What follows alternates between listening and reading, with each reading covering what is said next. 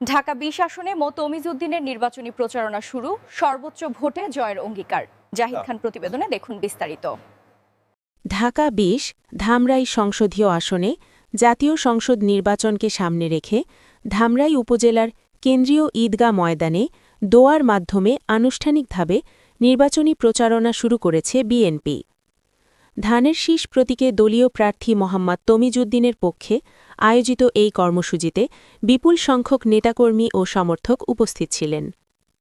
অনুষ্ঠানের শুরুতে দেশ ও জাতির শান্তি, গণতন্ত্র পুনরুদ্ধার এবং সুষ্ঠু নির্বাচনের জন্য বিশেষ দোয়া অনুষ্ঠিত হয়। পরে সংক্ষিপ্ত সমাবেশে বক্তারা বলেন, ঢাকা ২০ আসন বিএনপির ঘাঁটি এবং এই আসন থেকে মোহাম্মদ তমিজউদ্দিনকে ৩০০ আসনের মধ্যে সর্বোচ্চ ভোটে বিজয়ী করে জাতীয় সংসদে পাঠানো হবে। নেতৃবৃন্দরা ঐক্যবদ্ধভাবেই নির্বাচনী মাঠে কাজ করার দৃঢ় অঙ্গীকার ব্যক্ত করেন।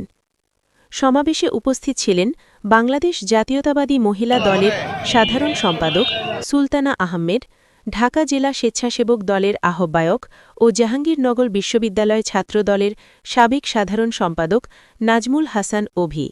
এছাড়াও উপস্থিত ছিলেন ধামরাই পৌর ছাত্রদলের সভাপতি শেখ খোদানুর রনি, সহসভাপতি ইসমাইল হোসেন রনি সহ স্থানীয় বিএনপি ও অঙ্গ সংগঠনের নেতাকর্মীরা।